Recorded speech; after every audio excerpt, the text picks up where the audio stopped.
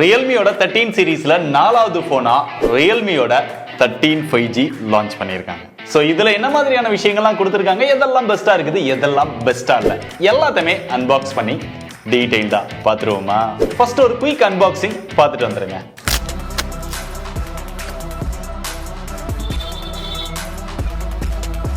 பாக்ஸில் எதுவுமே டிஃப்ரெண்டாக இல்லை, ஏதாவது புதுசாக கொடுத்துருப்பாங்க அப்படின்னு பார்த்தா ஒன்றுமே கொடுக்கல. சரி, மொபைலோட டிசைன் அப்படின்னு பார்த்தாலுமே 13 ப்ளஸில் என்ன இருக்குதோ அதே மாதிரி தான் கொடுத்து வச்சிருக்காங்க. ஸோ கீழே பார்த்தோம் அப்படின்னா ஒரு தண்ணி போகிற மாதிரி அப்படியே லைனாக கொடுத்துருக்காங்க, பார்க்குறதுக்கு நல்லா இருக்கு. மேலே பிளைனாக கொடுத்துட்டாங்க. ஸோ கேமராவோட பிளேஸ்மெண்ட்டும் அதே மாதிரி தான் இருக்கு.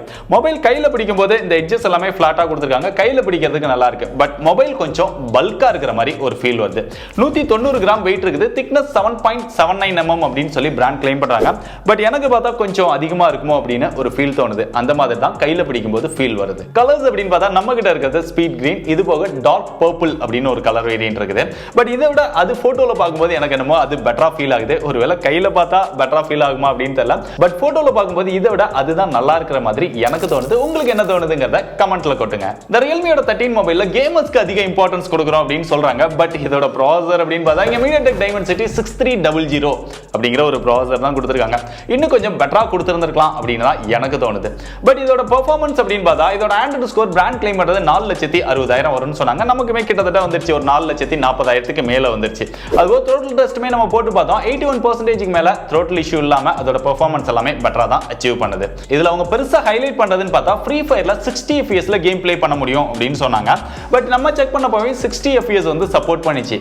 பட் GT மோட்ல பிளே பண்ணும்போது நல்லா ஸ்மூத்தா பிளே பண்ண முடியும் அப்படின்னு சொன்னாங்க. பட் GT மோடுக்கும் ஸ்டாண்டர்ட் மோடுக்கும் பெரிய அளவுல டிஃபரன்ஸ் எதுவுமே வரல.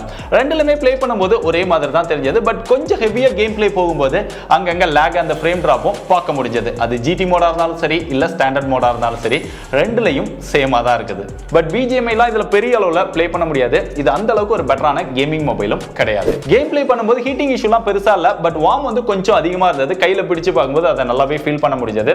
இந்த ஹீட் எல்லாமே ரெடியூஸ் பண்றதுக்காக இங்க ஸ்டெயின்லெஸ் ஸ்டீல் வேப்பர் சேம்பர் சிஸ்டமும் இதுல கொடுத்திருக்காங்க. மத்தபடி இதுல LPDDR4X டைப் RAM யூஸ் பண்ணிருக்காங்க. UFS 2.2 சப்போர்ட் கொடுத்திருக்காங்க. அப்படியே டிஸ்ப்ளேக்குள்ள போனா இங்க 6.72 இன்ச்ல Full HD Plus IPS LCD display தான் கொடுத்திருக்காங்க. 120 Hz ரெஃப்ரெஷ் ரேட்டோட வருது. அந்த ப்ராசஸர் அப்படினா அட்லீஸ்ட் இவங்க AMOLED டிஸ்ப்ளே கொடுத்திருக்கணும். இங்க LCD அப்படினா ஒரு பெட்டரான பெர்ஃபார்மன்ஸ் இருக்கக்கூடிய ப்ராசஸர் கொடுத்திருக்கணும். பட் ரெண்டுமே இந்த மொபைல்ல இல்லங்கிறது ஒரு குறை தான். மத்தபடி டிஸ்ப்ளே யூஸ் பண்றதுக்கு நல்லா இருக்குது. அந்த டச் ரெஸ்பான்ஸ் எல்லாமே பெட்டரா தான் இருக்குது. வியூவிங் ஆங்கிள் இதெல்லாம் ஓகேவா இருக்குது. வீடியோஸ் பார்க்கும்போது அந்த கலர்ஸ் இதெல்லாமே நல்லா தான் எடுத்து தருது.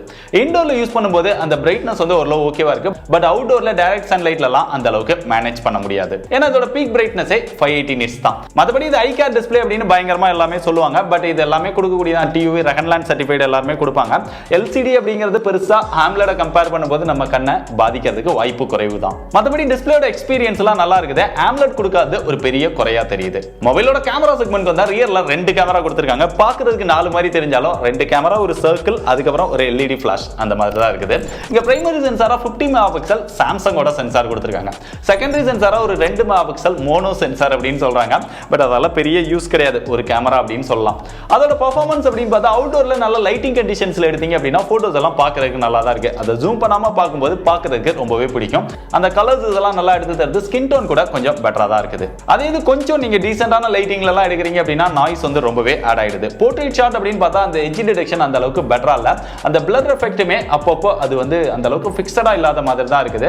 அது கொஞ்சம் ஆப்டிமைஸ் பண்ணி இம்ப்ரூவ் பண்ணாங்க அப்படின்னா நல்லா இருக்கும். மத்தபடி போட்டோ நீங்க ஜூம் பண்ணி பார்த்தா அந்த ஷார்ப்னஸோ டீடைலோ அந்த அளவுக்கு பெட்டரா இல்ல. ஈவன் நம்ம 50 மெகாபிக்சல்ல எடுத்தா கூட அந்த அளவுக்கு பெட்டரான டீடைல்ஸ் வந்து போட்டோல கிடைக்கல. நீங்க செல்ஃபி கேமராக்கு வந்தா இங்க 16 மெகாபிக்சல் செல்ஃபி கேமரா கொடுத்திருக்காங்க. அதோட பெர்ஃபார்மன்ஸோ ரியர் கேமரா மாதிரியே சேமா இருக்குது அப்படின்னு சொல்லலாம். இங்க கலர்ஸ் இதெல்லாம் நல்லா எடுத்து தருது. ஸ்கின் டோனுமே பெட்டரா தான் எடுத்து தருது. பட் போட்டோல அந்த டீடைல் ஷார்ப்னஸ் வந்து அந்த அளவுக்கு பெட்டரா இல்ல. இன்டோர்ல எடுத்தீங்க அப்படின்னா ரொம்பவே நாய்ஸ் ஆட் ஆகி ஒரு புவரான பெர்ஃபார்மன்ஸ் தான் தருது. லைட்டிங் கண்டிஷன்ஸ்ல எடுக்கும்போது மட்டும் ரியர் அண்ட் செல்ஃபி ரெண்டுமே பார்க்குற மாதிரி இருக்கும். வீடியோஸ் அப்படின்னு பார்த்தா ரியர்ல மேக்ஸிமமா 2K வரைக்கும் வீடியோஸ் எடுக்க முடியும். அது போக இந்த செக்மெண்ட்ல OIS சப்போர்ட்டோட கொடுத்திருக்கோம் அப்படிங்கிற மாதிரி சொல்றாங்க. பட் இதுல பார்த்தோம் அப்படின்னா கேமரால அந்த OIS ஆன் ஆஃப் பண்றதுக்கான ஆப்ஷன் கிடையாது.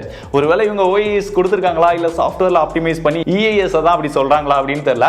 ஏன்னா நம்ம நின்னுட்டு வீடியோ எடுக்கும்போது அந்த அளவுக்கு பெருசா ஷேக் தெரியல. ஒருவேளை நம்ம நடந்துட்டு எடுக்கிறோம் இல்ல மூவபிள்ல எடுக்கிறோம் அப்படின்னா அது வந்து ரொம்பவே ஷேக் ஆக தான் செய்யுது. OIS இருக்கிற மாதிரி எனக்கு பெருசா ஃபீல் ஆகல. வீடியோட பெர்ஃபார்மன்ஸ் அப்படின்னு பார்த்தா ரியர் அண்ட் செல்ஃபி ரெண்டுமே நல்ல அவுட்டோர்ல லெவல்ல லைட்டிங் கண்டிஷன்ஸ்ல இருக்கும்போது ஒரு லோ பார்க்குற மாதிரி இருக்குது. மொபைலோட சாஃப்ட்வேர்க்குள்ள போனா எப்பயும் போல out of the box Android 14 Realme UI 5.0ல கொடுத்திருக்காங்க. இதோட அப்டேட் அப்படின்னு பார்த்தா 2 OS அப்டேட் 3 வருஷத்துக்கான செக்யூரிட்டி பேட்ச் அப்டேட் கொடுப்போம் அப்படிங்கறத கன்ஃபார்ம் பண்ணியிருக்காங்க. மற்றபடி எப்பவுமே நம்ம சொல்லக்கூடியதா Realme UI ல இருக்கக்கூடிய அந்த எக்கச்சக்கமான ப்ளோட்டர்ஸ் இருக்குது. பட் மேக்ஸிமம் ஒரு சில விஷயங்களை நம்மளால அன்இன்ஸ்டால் பண்ணிக்க முடியுது. முக்கியமா அந்த ஹாட் ஆப்ஸ், ஹாட் கேம்ஸ் இதெல்லாம் தேவையில்லை அப்படின்னா ஆஃப் பண்ணி வச்சிருங்க. அது போக லாக் ஸ்கிரீன்ல அந்த கிளான்ஸோட ஆட்ஸ் வருது. மற்றபடி யூஸ் பண்றதுக்கு ஸ்மூத்தா இருக்குது, நல்லா தான் இருக்குது. பட் அவங்களோட ஆப் ஸ்டோரை தெரியாம ஓபன் பண்ணிட்டீங்க அப்படின்னா நிறைய ஆப்பை இன்ஸ்டால் பண்ண சொல்லுது. இது போக அவங்க ஹைலைட் பண்றது அப்படின்னு பார்த்தா அந்த ஆட் ஜெஸ்டர்ஸ் அது அந்த அளவுக்குலாம் பெர்ஃபெக்ட்டா ஒர்க் பண்ணல. ஏன் தேவையில்லாம இந்த மாதிரிலாம் ட்ரை பண்றாங்க அப்படின்னு தெரியல. அதை வச்சு பெரிய அளவுல மார்க்கெட்டிங் வேற பண்றாங்க. மொபைல் போனை இப்படி வச்சுட்டு இப்படின்னு நம்ம கையை ஆட்டுறதுக்கு பதிலாக நம்ம மொபைலை டச் பண்ணியே பண்ணிடலாம்னு நினைக்கிறேன். அது பெட்டரா இருக்கும், கைவலியும் கம்மியா இருக்கும். மற்றபடி IP64 ரேட்டிங் கொடுத்துருக்காங்க. இந்த செக்மெண்ட்ல இது பெட்டரான ரேட்டிங் தான். மலையில் நனைஞ்சாலோ லைட்டா தண்ணி பட்டாலோ பெருசா ப்ராப்ளம் கிடையாது. இது ஒரு பேசிக்கான வாட்டர் ரெசிஸ்டன்ட். இதோட சவுண்ட் எக்ஸ்பீரியன்ஸ் அப்படின்னு பார்த்தா டுயல் ஸ்டீரியோ ஸ்பீக்கர் வந்து கொடுத்துருக்காங்க. அது போக 200% வால்யூம் அப்படிங்கிறதையும் மென்ஷன் பண்றாங்க.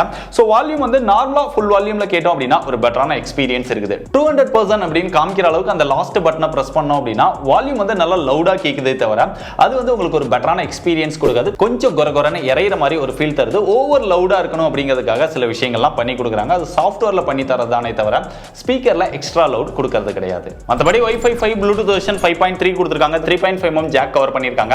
டாப்ல சிம் ஸ்லாட் வந்துருது. பொதுவாக சைட்ல கொடுப்பாங்க, இதுல என்னமோ டாப்ல கொடுத்துருக்காங்க. அதை ஓப்பன் பண்ணோம் அப்படின்னா ஹைபிரிட் ஸ்லாட், ஒரு சிம் ஒரு SD கார்டு இல்லைனா 2 சிம் இந்த மாதிரி போட்டுக்க முடியும்.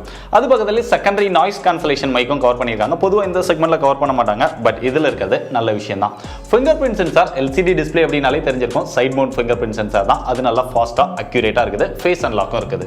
இதெல்லாம் போக இதுல ஃபர்ஸ்ட் டைமா ஆன்டி தெஃப்ட் ப்ரொடெக்ஷன் கொடுத்துருக்கிறதா பிராண்ட் வந்து கிளைம் பண்ணாங்க. நம்ம சார்ஜர்ல போட்டு சார்ஜரை கலட்டினா சவுண்ட் வரும், அது போக சிம்மை கலட்டினா சவுண்ட் வரும், நம்மளுடைய ப்ளூடூத் வைஃபை இந்த மாதிரி ஏதாவது கனெக்ட் ஆகி அதுல இருந்து டிஸ்கனெக்ட் ஆகும்போது சவுண்ட் வரும். ஸோ இந்த மாதிரி ஒரு விஷயத்தை இதுல டிராவல் பண்ணும்போது ஆன் பண்ணி வச்சுக்கலாம் அப்படின்னு சொன்னாங்க. பட் அது எங்க இருக்குது அப்படிங்கறது எனக்கு தெரியல, கேட்டிருக்கிறேன். ஒருவேளை அதை பத்தி ஏதாவது அப்டேட் வந்தது அப்படின்னா அதை ஷார்ட் வீடியோல கவர் பண்றேன். மொபைலோட பேட்டரி தான் எப்பயும் போல 5000 mAh கொடுத்துருக்காங்க. 45 வாட்க்கான ஃபாஸ்ட் சார்ஜிங் சப்போர்ட் கொடுத்துருக்காங்க.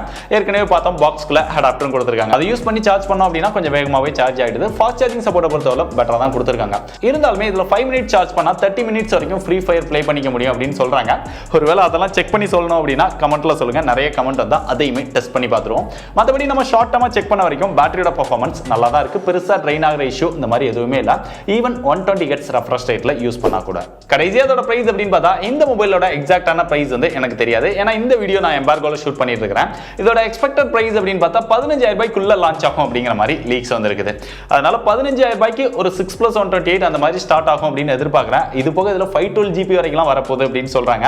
சோ அந்த அளவுக்கு ஸ்டோரேஜ் உங்களுக்கு தேவைப்படுதா இல்ல 20000 ரூபாய்க்குள்ள 512 GB கொண்டு வந்தாங்க அப்படின்னா Realme தான் ஃபர்ஸ்ட் டைமா கொண்டு வந்ததா இருக்கும். சோ அந்த மாதிரிலாம் உங்களுக்கு பெட்டரான ஸ்டோரேஜோட ஒரு டீசென்ட்டான ஒரு மொபைல் வேணும் அப்படின்னு நினைச்சா இந்த மொபைலை தாராளமா செக் பண்ணி பாருங்க. சோ இந்த வீடியோ நீங்க பார்த்துட்டு இருக்கும்போது இது லான்ச் ஆயிருக்கும். பிரைஸுமே நான் டிஸ்கிரிப்ஷன்ல அப்டேட் பண்ணிருப்பேன். அந்த பிரைஸ்க்கு இந்த மொபைல் ஒர்த்தா இல்லையா, நீங்க என்ன நினைக்கிறீங்கங்கறத கமெண்ட்ல சொல்லுங்க.